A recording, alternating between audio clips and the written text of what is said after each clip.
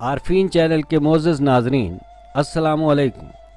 ناظرین کرام، جب سے یہ دنیا وجود میں آئی ہے ہر شخص دولت حاصل کرنا چاہتا ہے۔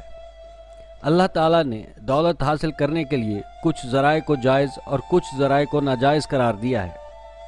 اگر جائز طریقے سے دولت حاصل کی جائے تو اللہ تعالیٰ خوش ہوتا ہے اور اپنے بندے کو اور نوازتا ہے۔ اللہ رب العزت ہم سب کو جائز طریقے سے دولت کمانے کی توفیق دے، آمین۔ ناظرین، ویڈیو کو لائک کیجئے، شیئر کیجئے اور عارفین چینل کو سبسکرائب کیجئے، شکریہ۔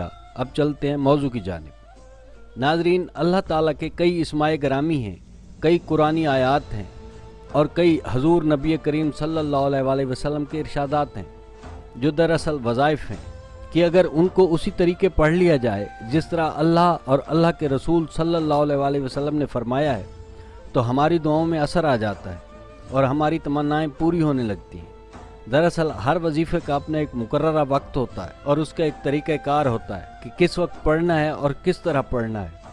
اگر وقت پر نہ پڑھا جائے یا طریقہ کار ٹھیک نہ ہو تو اسے پڑھنے کا اصل مقصد صحیح طور پر حاصل نہیں ہوتا اور کی گئی دعا آخرت کے لیے جمع کر لی جاتی ہے یا کسی مصیبت کو ٹال دیتی ہے۔ وظیفہ یہ ہے: بسم اللہ الرحمن الرحیم، سبحان اللہ و بحمدہ، سبحان العظیم و بحمدہ، استغفر اللہ۔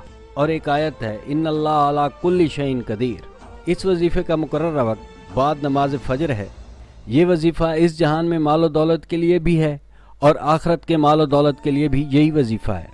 ناظرین، نماز فجر کے فوراً بعد وظیفہ شروع کرنے سے پہلے 3 بار درود ابراہیمی: بسم اللہ الرحمن الرحیم، اللہم صلی علی محمد وآل محمد کما صلیت علی ابراہیم وعلی آل ابراہیم انک حمید مجید، اللہم بارک علی محمد وعلی آل محمد کما بارکت علی ابراہیم وعلی آل ابراہیم انک حمید مجید۔ اس کے بعد ایک تسبیح سبحان اللہ و بحمدہ، سبحان العظیم و بحمدہ، استغفر اللہ پڑھ کر پھر 3 بار درود ابراہیمی پڑھ کر اللہ کی بارگاہ میں التجا کریں، کیونکہ یہی وہ وقت ہے کہ جب اللہ تعالیٰ کے بھیجے ہوئے فرشتے رزق تقسیم کرتے ہیں۔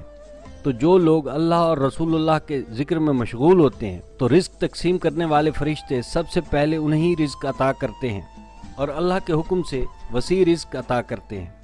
اسی طرح نماز عصر کے بعد 3 بار درود ابراہیمی پڑھ کر اور ایک تسبیح ان اللہ علی کل شیء قدیر کی پڑھ لیں، پھر 3 مرتبہ درود ابراہیمی پڑھ کر اللہ کی بارگاہ میں عاجزانہ التجا کریں کہ یا اللہ ہمیں اس جہان میں اس جہان کے مطابق وسیع رزق عطا کر اور اس جہان میں اس جہان کے مطابق وسیع رزق عطا فرما، آمین ثم آمین۔